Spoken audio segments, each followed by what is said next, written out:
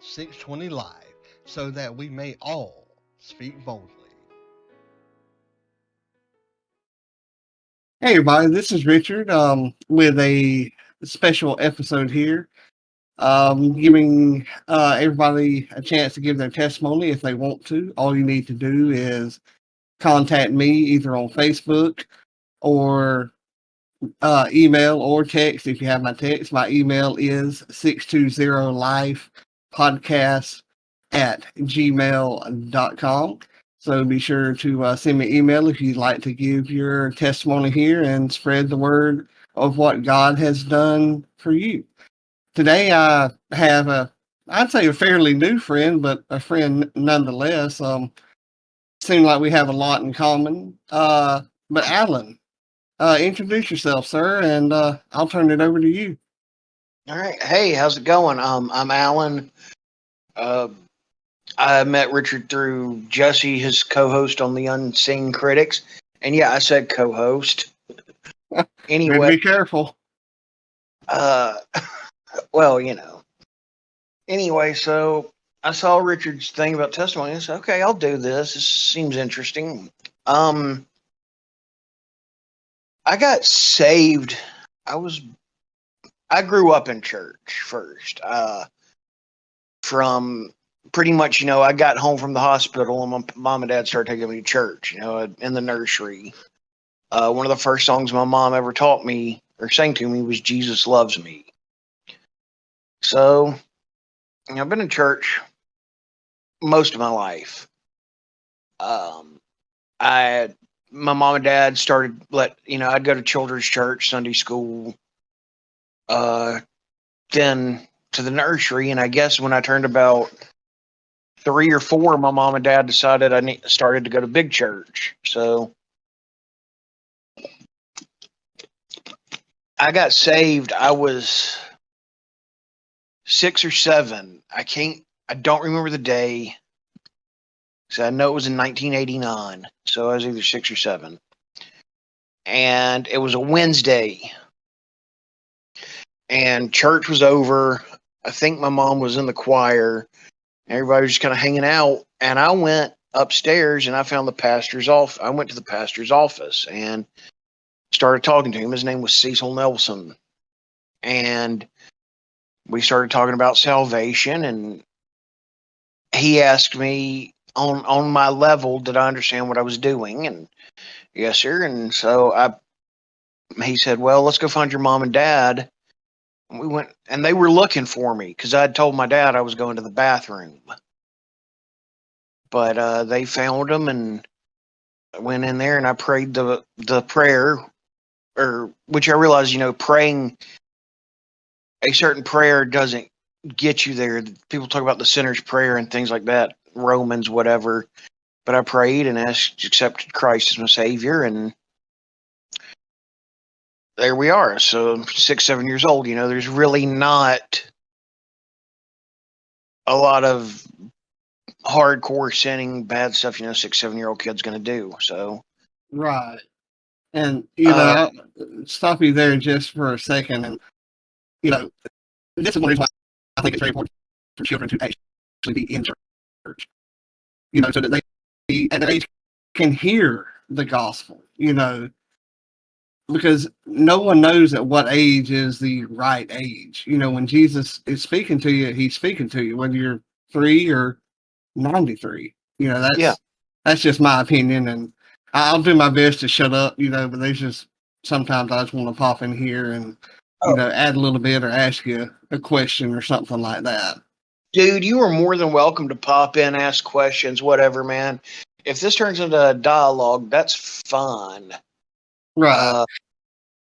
So, I'm rock along. Get into my preteens, I was like 11 or 12. And the church I was going to with my family didn't really have, they had a youth group. They didn't have enough younger kids to do like a preteen thing. So they put us all into the youth group. I got to be real careful. I don't let the world slip out. So the youth minister's son, that dude, Richard, Yeah, I know where you're coming from.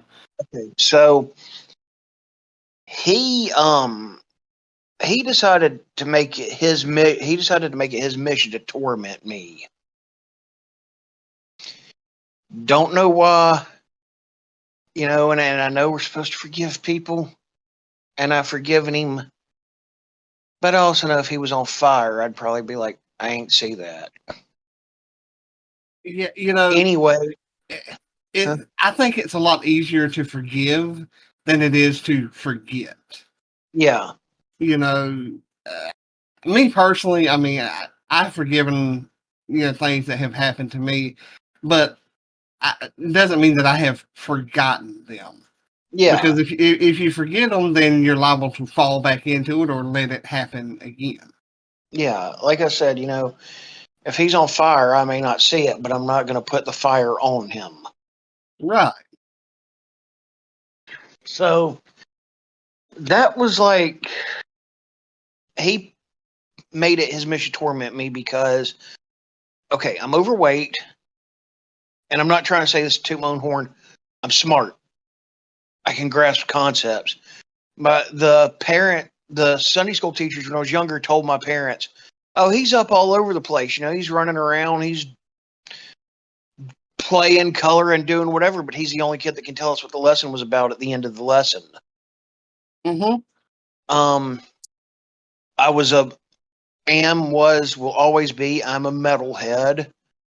Um, I was not into all the popular stuff they were into. So this dude, he screwed with me constantly. And I don't want to go to church anymore. I don't like it there. They all pick on me. My mom and dad are like, well, he's still taking me. At this point, I'm getting drug. Mm-hmm. And I'm doing my dead level best to just survive. Well, one day the dude puts a trash can on my head. I came up out of my chair, pinned him to the ground, and proceeded to wail on him. And you got to realize, like I said, I'm 11, I'm 12, and this dude's like 14, 15, something like that. But I'm wailing on him because I got him in weight. It took my entire Sunday school class to pull me off of him because I had him on the ground and I was slamming his head into the floor, which was concrete with that little bit of thin burny carpet on it. Oh, yes, I know it well. Somebody's like, "You're going to kill him." And I remember I looked at him, and I mean, I was pretty much feral. I was like, I'm trying to. You had enough. Yeah. I mean, people weren't taking you seriously. I mean, that's the impression that I'm getting. And Yeah. you had enough. Oh, yeah. And so I proceed, because I already know I'm in trouble. I done beat the snot out of the youth minister's kid. So I just decide, in for a penny, in for a pound. I proceed, because my mom and dad's Sunday school class was on the 3rd floor. And this was on the 1st. So I'm just going up the 3rd floor, from the 1st floor to the 3rd floor, just a cussing. I'm cussing everybody in the church, and I ain't being quiet about it. I'm cussing the church. I've cussed that kid's family to, lineage as far back as it can go. I finally get up to my mom and dad's Sunday school room. I just walk in and I'm like, I beat the crap out of Josh and proceeded to cuss everybody in the church. Mom, Dad, I want to go home. So I got to go home, and I'd been visiting on Wednesday nights this other church called Concord Baptist, which that place was wonderful. If I had not found Concord Baptist and the youth minister Tim Forehand, who has sadly passed away now, I'd have probably burnt down a couple churches by that point. That's how bad it was getting. And isn't it amazing that you can find someone like that or find a group like that.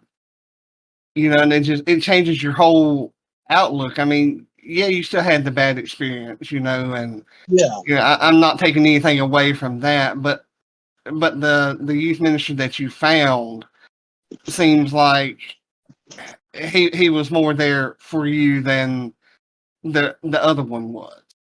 Oh, his whole thing was, you got to love people in. He could do a turn or burn sermon, but he knew love brought you in. Right. And that go ahead. And I'm very thankful, and I'll try to shut up. You can talk. I'm very blessed to have had a similar experience with the youth director, Tanya, who I still keep in contact with. She's so full of love, and you can feel it, and you can sense it, you can see it, and treated everybody the same. Yeah. Whether it was her sister who was, also in the youth group, or her cousins, they didn't get treated any differently. I mean, she may have to carry them home, but she was willing to carry anybody else home as well, But I'll turn it back over to you. So I basically told my mom and dad, I want to go to Concord full time. I'm going to move my letter. I'm done with West Side. And my mom and dad are, okay. But before I'd moved my letter, I just started going there full time. And what I thought was so funny, the youth group from West Side that, like I said, the youth director's kid, man, he was the ringleader. But I mean, it was all of them. They just piled on. Yeah. They sent me a letter talking about how much they miss me and like a picture of the youth group all like smiling and stuff. And I used it as toilet paper, and I'm not even lying. And then I remember that they had the youth director's son call. They were doing like phone visitation or something. He called. He's like, "Man, we miss you. Did you get the letter?" I was like, "Yep, used it as toilet paper. Don't call me again." So anyway, going to Concord. Have not moved my letter yet. Moved my letter. That's great. Love it. Concord, the youth director there, there were, where I grew up in Hueytown, there were some of these churches, they were the hip happening spots, that's where all the cool kids went and stuff. Social clubs. Kind of, yeah. Yeah. Concord became, and what I loved about it, this was never a really big youth group. It got kind of big, but it was a place that the outcasts could go. Nobody, if and you got to remember, this was in the 90s. There was still a little bit of that satanic panic going on. Mm-hmm. If you were, this dude, I've always worn band shirts, horror movie shirts. Nobody said nothing. I'm not going to wear, I wouldn't have worn like a Slayer shirt or something. I didn't have a Slayer shirt, but I knew where I could go. And I'm not trying to push limits or anything. But I guarantee you that if somebody had walked in wearing a Slayer shirt or a Morbid Angel shirt or something, nobody would have said anything. They would have loved them in. Mm-hmm. That was, and so, run along Concord, go there. And I think Tim left. So I was in 7th grade. I think Tim left when I was in high school. And a new dude took over. And that dude had no business being a youth director because he was like maybe 20. And, there's people that are like 18 in the youth group. Right. And he was also very like, I mean, the whole dynamic changed. The people, and I realized, you shouldn't, looking back, 20, 30, well, not 30 years, I'm 40, but looking back, through the past, I guess you shouldn't let the leader change because it's God, it's not the man. But at the same time, it's kind of like you go because of the way the message is delivered and stuff. Well, yeah, I mean, You go, people at that age are very impressionable. yeah. And this dude, this youth director, if he'd get pissed at you, he'd be like, "I'm gonna shoot you in the face." And I remember one day being with my friends, we showed, because I think I've said, for the listeners, my dad was a cop. I had access to all kind of cool stuff. Right. We came in and basically riot gear we got from my dad. He let us have, the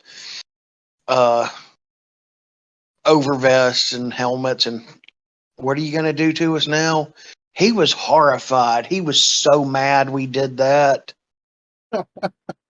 Yes, because I'm getting, kind of rebellious, snotty teenager at this point. Oh, you told me you're going to shoot me in the face. I'm going to show up in SWAT gear, Right. because I have access to it. Yeah, and you're a smart butt like me. Yeah. I mean, I've done the same thing. And anyway, this causes kind of a disillusion in the youth group, but he ends up leaving. He wasn't there long. And this guy named Craig took over, who was like Tim's protege. Craig had gone to the church, been in the youth group and stuff. And he and Tim basically, I guess we're not supposed to say groomed anymore, but Tim had started preparing him for a career in the ministry. Right. He groomed him.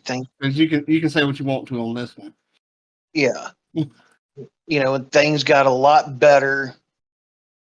So I'm going, and I'm getting older in high school. And, I start, kind of rebelling, doing, dumb teenager stuff, drinking on weekends. No, I know I ain't supposed to, and I didn't, but I'm trying to get laid. I guess I can say that on here. Yeah. I mean, this is your life, dude. Yeah. Well, I don't want to like cuss. It may happen, but I don't want to, Oh, I understand. But I'm just trying, I'm doing the typical teenage crap.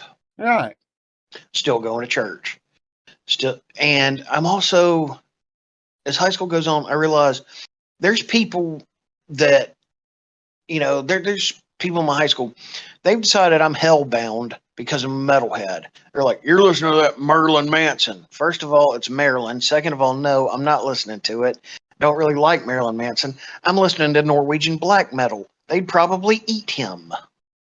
Yeah, without even kicking him. Yeah. But, "Oh, you're going to hell." And then the same guy that's telling me I'm going to hell for listening to Marilyn Manson, he turns around and talks to his friend at lunch talking about doing all this coke and like having sex with like 2 chicks that night at a party. Okay. So I'm still going to church, but I'm getting disillusioned again. Mm-hmm. And looking back again through the ages, sin's sin, but there's still that thing in the Bible to take the log out of your eye before you get the splinter out of mine. Right. Because I listen to this kind of music or whatever, I'm more hellbound than you. It sounds like you're driving the bus, dude. But like I said, I'm getting disillusioned and I start working. So, okay, I'm tired. I don't want to go to church Sunday.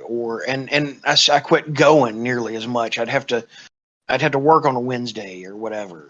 I had to study. I wanted to, and I got to go where I was periodically going, but I was still trying to go.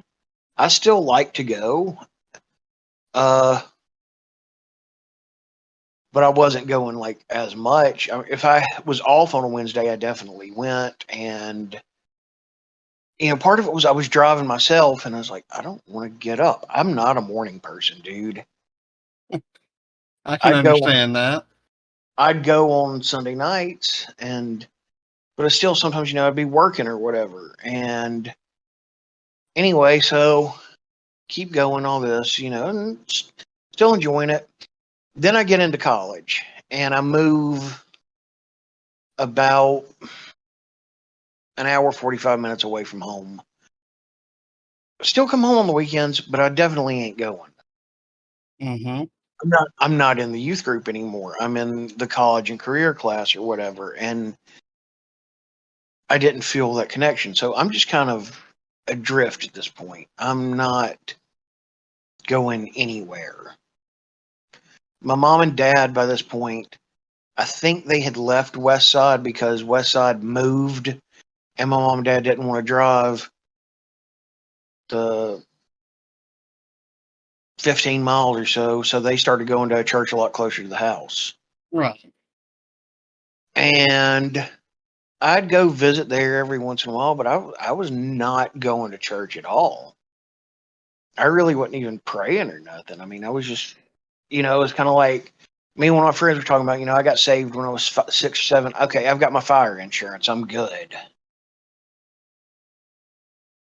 So, I started working at my mom and dad's church as a janitor when I was 20 something. I don't remember when, but I went, I'd go occasionally with them, but I wasn't going. And then I wasn't even going to Concord. I was just kind of Miss Sunday. I'm sleeping, Oh yeah. And like I said, I told you about that song. I had you listen to that song, "Need a Favor" by Jelly By Roll. Jelly Roll. Mm-hmm. Yeah, I was getting like that. I mean, I'd go do all of a sudden. Okay, I'm in a bind. Let me pray. Let me get out of this. Just like most other people that are Christians. Yeah, I think we all go through time like that. Yeah, I think so. And so I had a friend commit suicide, and I was talking. I'd gotten to be really good friends with a guy named Jacques, who was the youth minister at the church I was working with. He'd come over to the rec center where I was janitor, and we just talk. We had similar interests and stuff, and he was also like, I finally have somebody here. And we were roughly the same age, that I can vent to when things piss me off about here. Yeah, it's fine. Right. So we got to be friends, and he found out about my friend that had committed suicide, and he reached out to me, and me and him, we went to lunch and we were talking and stuff, and I decided to move my letter from Concord to Pleasant Ridge. So I started going there, and it was good. Got involved in Sunday school class and stuff, went to Sunday school, helped with the youth group, really liked it, things are going along good. Then let's see, Jacques left. I'm still going, still enjoying it. Then, but the thing I noticed is working at a church, and being in maintenance, dude, people forget you're there and they talk. And I've noticed that with like me being blind, like sitting there, it's like they forget that you're there, or they just overlook you. And these stories I know that I have personally heard would make a sailor blush. So I can just imagine from a janitor's standpoint, and they deserve respect too, because they do the work that nobody else wants to do. Yeah. And I mean, the thing is so Jacques left, and there's like new youth ministers and stuff, and it's going good. And I'm enjoying it. And then the pastor, like Pleasant Ridge at one point, up into the 90s, and like I said, this is in the 2010s by now. Pleasant Ridge up until the 90s, early 2000s, was the Baptist church in Hueytown. That's where all the movers and shakers and stuff went. Right. And they had a split, and it never recovered from it. But there are a lot of the old people would talk about this guy. This is not how Dr. Jones ran it. Well, by this point, Dr. Jones is a skeleton. That's how long he's been dead, you know? But still, this is Dr. Jones' church. Dr. Jones wouldn't do it this way. Yeah, well, Dr. Jones is a skeleton, if he's even that, you know? Right. It's new leader. Different leaders do things different. Yeah. But the pastor there, the pastor that was there when I started working there and stuff, they I'm sorry. Oh, they that's told fine. him, okay.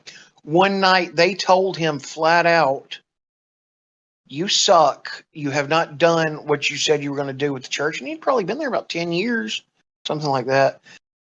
So what are you going to do? Well, he resigned. Just, okay, fine.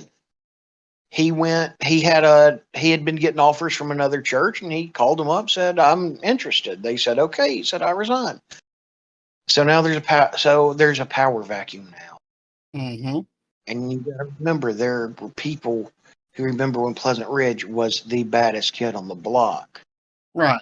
And what the thing for them to get a new pastor, I'm the janitor, I'm hearing all this stuff, I'm listening, got my ear to the ground. Mm-hmm. It was like the battle for the iron pulpit instead of the iron throne. That is how bad it got. Just the factions dividing up in the church. And there were people who were like, "Well, that guy was a good preacher, but he doesn't have doctor in front of his name." They wanted somebody with a doctor in front of their name. That some people, that was, the guy could have been, prestige. yes. You know, most of those people are dead now, but that's, I think about how much Pleasant Ridge has changed, and my mom and dad still go there, and I was like, "Oh, well, what happened? They're dead. Oh, okay," you know? Yeah. And I know where you're coming from there too. and I wonder, as bad as it sounds, if the church is better because that they're gone. Because some of those people had a good bit of money, and they held it over the church as a threat of like, "You're going to do things my way," or, "Oh, I don't know, you might get taken out of my will." Uh, yeah, I've seen that happen in churches, and I've seen churches split over the color of carpet that Yeah, some people want, and like I know, and it's in the Bible, and I'm not a good quoter of verses or anything. My mind doesn't work that way, but what God giveth, God can also take away. exactly. So, and once again, I've realized something looking back on it now. I'm getting disillusioned again. I'm seeing all the cynicism and greed and my way or the highway, and something's always bugged me. It's bugged me since I was a little kid. My pastor says this. My pastor says that. What does God say? It doesn't matter what your pastor says. Preach Your it, brother. Your pastor can be wrong. Your pastor is a man or a woman or whatever. Your pastor is human. Your pastor is fallible. You Yeah. know? Yes. I mean, your pastor, and this is something I've taught before. Anybody can be a preacher. You can be a preacher. I can be a preacher. Yeah. But only a pastor is called by God. Yeah. But Go ahead. oh no, but it just found it. And once again, like I said, I get disillusioned. And looking back now, I realized that I was not getting disillusioned with God. It was man. It was, I've had, 10, 15 plus years to think on this now, It's And amazing how age changes your thoughts or the way that you look at something. Yeah. And I also, like, even with all this going on, I was still doing stuff with the church, still going to Sunday school. I wasn't going to preaching. But once again, I've never been a big, let's listen to some guy talk. You shut up and listen to me talk for this long. It's too much like school. I can understand that. Yeah, I can. But I was going to Bible study with like a young adult group. It was pretty much open to anybody, but it skewed into the 20s, 30s. Maybe some people were in their 50s. Maybe Yeah. the youth director was putting on his own at his house, and it was really good. But then, like, the youth director, I like the dude, but he started getting on my nerves. He started preaching this, like, ultra form of pacifism, and almost like, if you're not a pacifist, you're hellbound. And because I remember flat out asking him, me and him were talking. I said, okay, this guy is going to kill your family. He's going to kill your wife and your 3 kids. The only thing that will stop him is you killing him. He's like, well, I'd pray about it. Dude, you have the rifle. You've got him in your sights. All you have to do is squeeze the trigger and he's gone. Your family's going to die if you don't kill him. There's no wounding.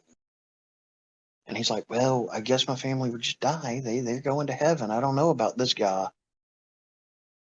And I just was like, dude, that's the stupidest thing I've ever heard.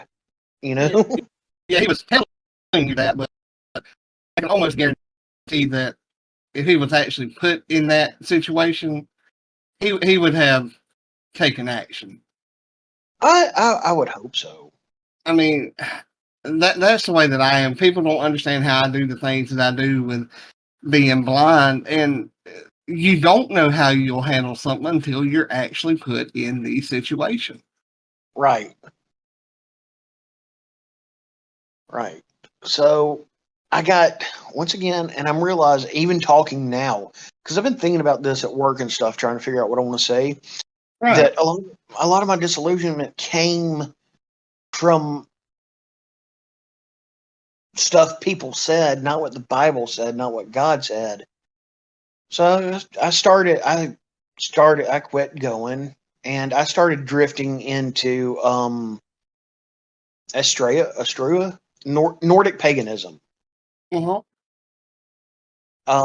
I started reading the Havmel and the Poetic Edda, and it was like, this makes sense, Right. This fits me more than the other stuff. And at that point, I'd start talking to Shelly. She's my wife now. And we started dating, and I was telling her about the Havmel and stuff. She's like, no. She's like, I'm not going to be with somebody I'm not going to see in the afterlife, Right. So she loves you then. Yes. And she is not a church person. We go to church. She doesn't go as much as I do. Right. But she is very, we talked about her relationship and faith is very strong. Mm-hmm. And she pulled me back in, dude. I still like some of the stuff from the Havmel and Edda, but I see it as a lot more as a philosophy, not a religion. Right. Well, Alan, and me and you've talked like privately, not recording. Church is just a building, and for everybody listening, I know church is the body of the believer, but I'm actually talking like just the building, where anybody can go into a church, and there's a lot of churches that have the devil in it. You know, and that hurts a lot of people. I know at one time I was hurt in Sunday school and quit going for a while. You know, but God will use people, not in a bad way by any means, but and He'll use things in your life to bring you back. I Yeah. mean, you know, He brought me back. Yeah, I had the wreck. You know, He gave me a second chance. I taught Sunday school for years. I gave, devotions or messages, sermons, whatever you want to call it, on Wednesday nights and some Sunday nights. And I mean, I do a podcast now. You know, God will bring you back. Yeah. You know, and it's just when you bring a child up in the Lord, and I know it's a Bible verse, you know, they depart, but they will come back. You know, Yeah. and you have made the circle back. I always tell people, Shelley's the June to my Johnny. She's the Sharon to my Ozzy. Is she the Manson to your Merlin? You know, Nah. but I know exactly where you're coming from. God uses things that happen to bring you back. You know, and that's just that's how gracious and how wonderful He is. Yeah. And I guess it's about 4 or 5 years ago now. Our daughter, I've told you, she's my wife's best friend's kid, but my wife helped raise her. Right. So we call her our daughter. She was going to this, she still goes, she goes to this private Christian school. It's also a church. Uh-huh. And she got saved and she wanted us all to start going to church. So we started going. And this new church I go to, it's tiny. Mm-hmm. Like I said, one day I was counting. I was sitting there listening. I started counting, and there were maybe 20 people there, and like 5 of them are related. They're the pastor, his daughter, son-in-law, and grandkids. Right. And I don't agree with all their doctrine, but I feel like they're doctrinally sound. There is a ton of love and acceptance in that place. Mm-hmm. It feels like home. Yeah, I know exactly. I love a small church. The one I go to is just guessing because I mean obviously I can't count. There's roughly like anywhere from 50 to 60 at most. Mm-hmm. You know, the church I first started in, there was probably 30. Yeah, I've been to the big churches. There's nothing wrong if that's your gig, that's your jam. You know, that's fine. You know, I personally prefer a smaller one where you can get to know the people. You The know, thing, and be a family.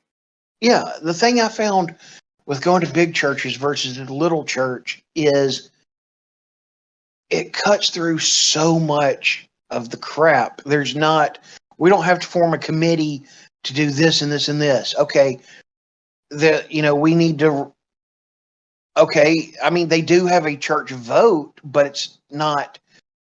It's kind of like the pastor, associate pastor get together and they price out. Okay, we need to fix the bathrooms, or we need to fix this. This is, and they can do a lot of it themselves. They don't really have to bring in contractors. They're both Right. or people from the church have volunteered their time. But it's like, okay, it's going to cost this much. We can get some of the stuff. There's like builders' warehouse and overstock and stuff. Right. We can do this, this, and this. This is how much the budget is. Okay. And they say, after Sunday service, so stick around for a minute. We need to vote on fixing the bathroom. That's it. They don't have to get. Well, we formed the bathroom fixing committee, and then the committee to form the bathroom fixing committee. Yeah. Yeah. I know exactly. I mean, I've been in churches like that, and it's like, let's cut out the 6 middlemen and just get to the nitty gritty. Yeah.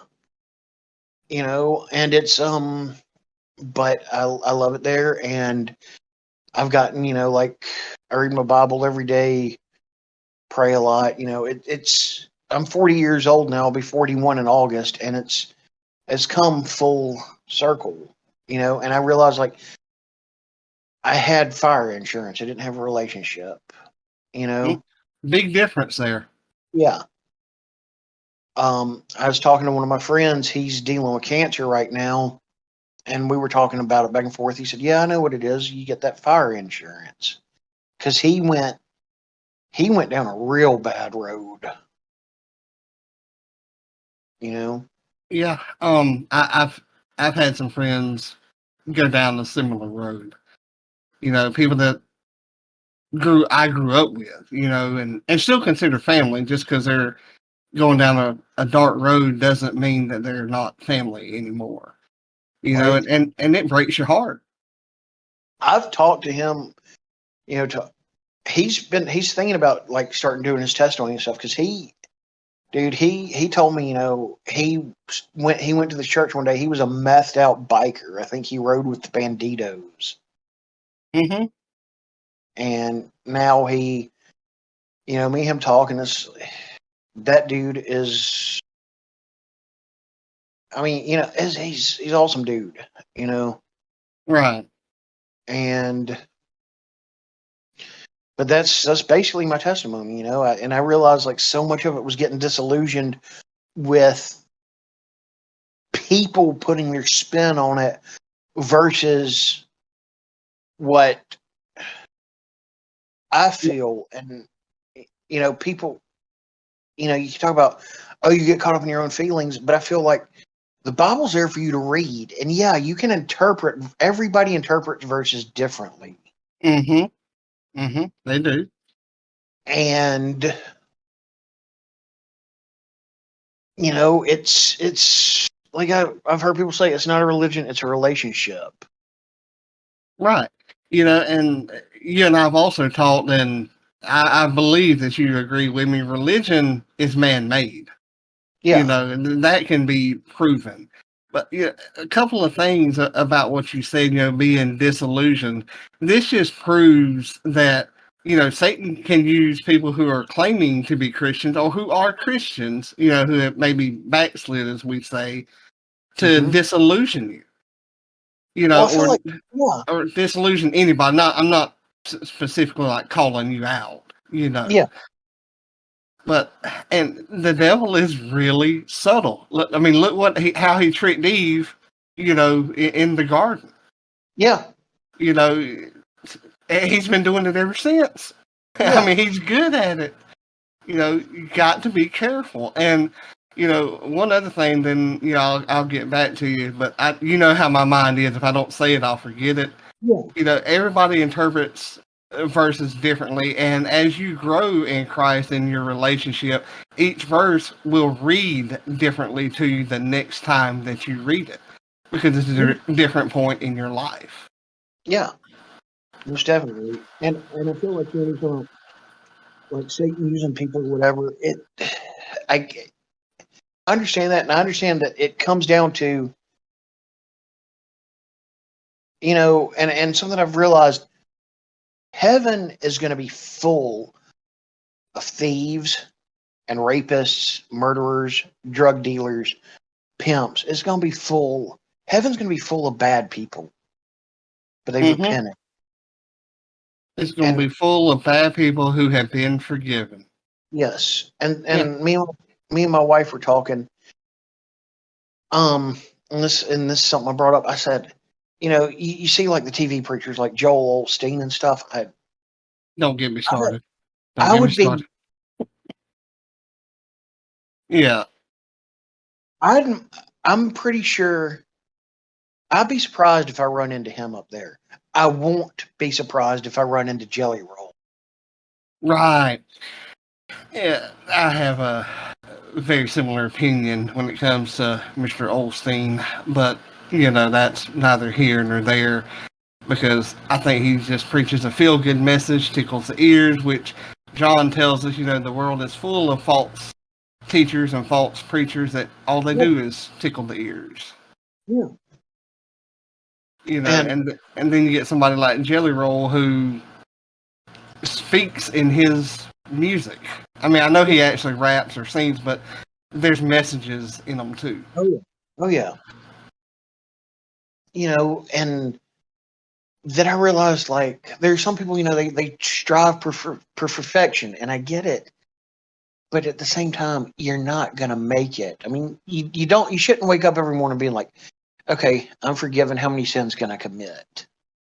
Right. But at the same time, there was a thing I heard one time. Don't be so heavenly minded that you're no earthly good. I've heard that.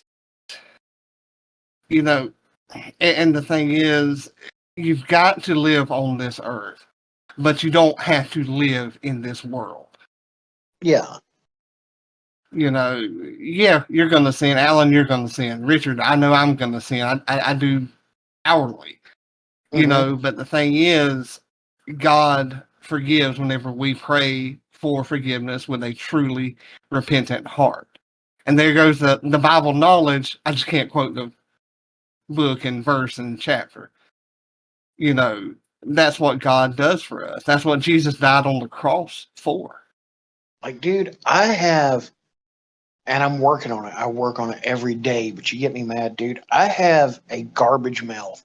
I used to sound worse than like a Tarantino movie. That's saying something.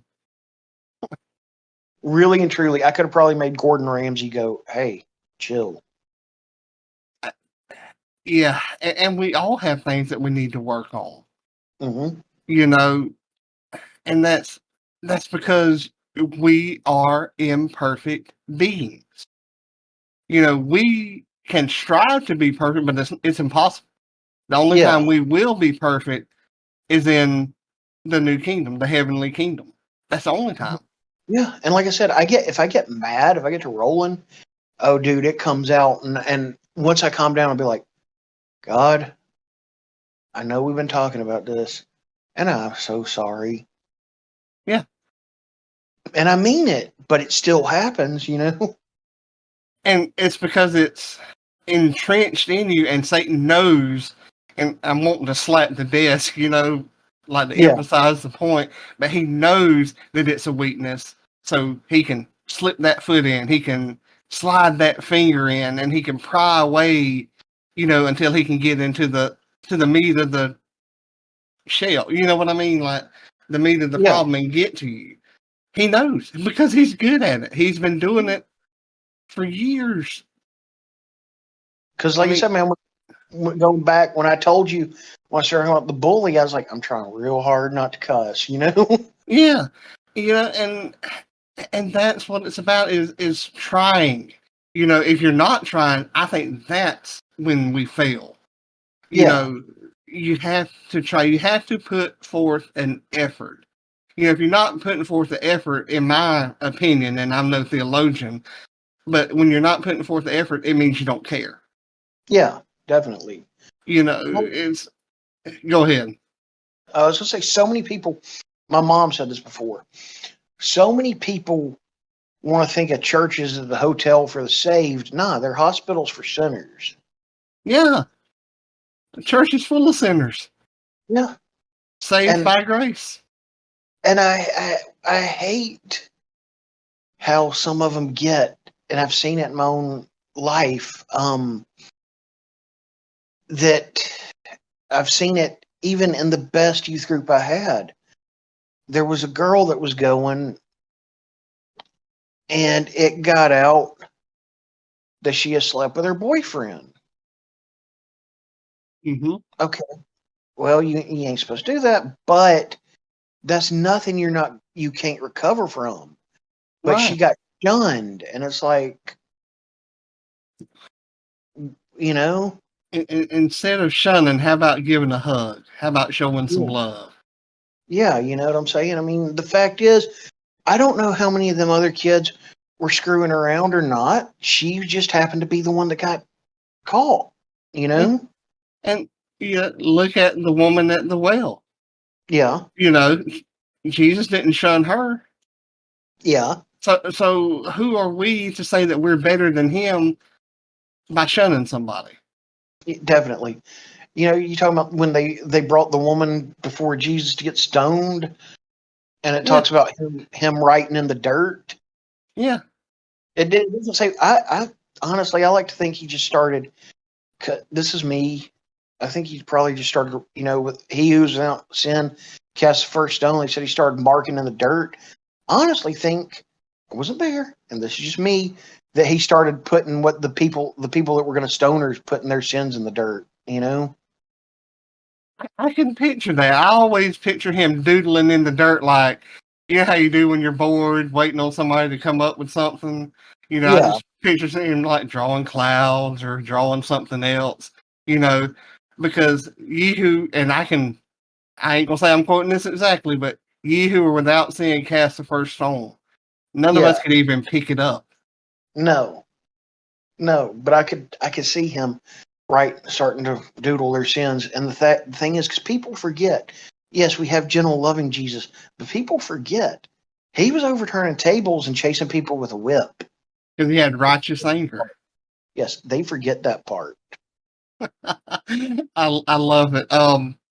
You know, a lot of people misconstrue God and Jesus.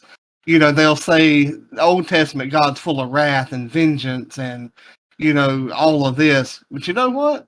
God is the same God in the New Testament because he's still the God of wrath and of vengeance. But God also loved in the Old Testament just as he loved in the New Testament. Yeah, God's the same from beginning to end. yeah. He doesn't change. No, I mean, I will admit it. I'm reading. Last year I read the Bible through in a year. I'm doing it again this year. I've decided I'm gonna start reading it. Try and read the Bible through once a year, every year. And Right. it's a 365-day plan. And something, I mean, it does seem like in the Old Testament, he was a God of wrath, but it seems like I realize he sent Jesus as the perfect sacrifice, but it does seem like he kind of, okay, because you don't, but maybe I don't know. But I mean, I know there's stuff where well, like wiping out cities and stuff, but maybe that's Mhm. still happens. I don't know, man. I mean, the Old Testament is a lot different, is a lot more violent than the New Testament, I've noticed. Yeah, but look at this. Like in the Book of Revelation, you can't get much more wrathful and vengeful than God wiping out and cleaning off the whole entire earth. No, you can't. You absolutely can't. That's coming, Yeah, you know? and it's closer today than it was yesterday. Yeah. But I want to thank you for giving your testimony and welcome you back anytime you just want to talk church, talk Bible. Again, thank you so much for willing to give your testimony out here and basically open up your heart for everybody to hear, which is what a testimony is, because even while you're giving it, you're also reliving it as well, and sometimes that can be extremely painful. So Alan, thank you, my dude, Oh, and you're I welcome, dude. greatly appreciate it. You're welcome. Oh, got a question for you. I just wondered, because sometimes Yeah. people ask me this, and I think about it. Do you have a favorite verse? Uh, yes and no. It seems to change depending on what I'm going through. I like to say Philippians 4:13, but that's like everybody's. Um, I really can't think of one like off the top of my head because, like I said, it changes so much. Mm-hmm. So I can't say from Genesis 1:1 to and as I go to say it, the last verse in Revelation leaves my mind, and that's exactly what I mean. But you know, the one that I quote more than any other, I would have to say, is John 3:17. Okay. Everybody knows John 3:16, Yeah. but John 3:17 tells us that that Jesus didn't come into the world to condemn the world, but so the whole world could be saved. And I know Yeah. I'm not quoting it exactly, but a lot of people forget that he came out of love, not to condemn. He will come back to condemn. That's in Revelation, but while he was here on the earth and until that time comes, he's here to love. Yeah. My What about you, favorite. sir? Yeah, this is gonna sound crazy, but I thought about it. Somebody told me it was a cop out. I said, no, it ain't. My favorite verse is Genesis 1:1, and God created the heavens and the earth. That tells you everything, and to an extent that you need to know. It's all God's. Oh yes. Oh yes, and I don't think it's a cop out, because if God didn't create it, as it says that He did, then somebody else created. That means there's somebody else as powerful as God, and there's not. Yeah, but it's all His, and it's all in His control. Exactly, my brother. And again, I appreciate it. And again, if anybody else wants to give their testimony, please get in contact. You can go to www.620lifepodcast.com. Look me up on Facebook. Send me a text if you have my number, or you can email me, and that is 620lifepodcast@gmail.com. God bless y'all.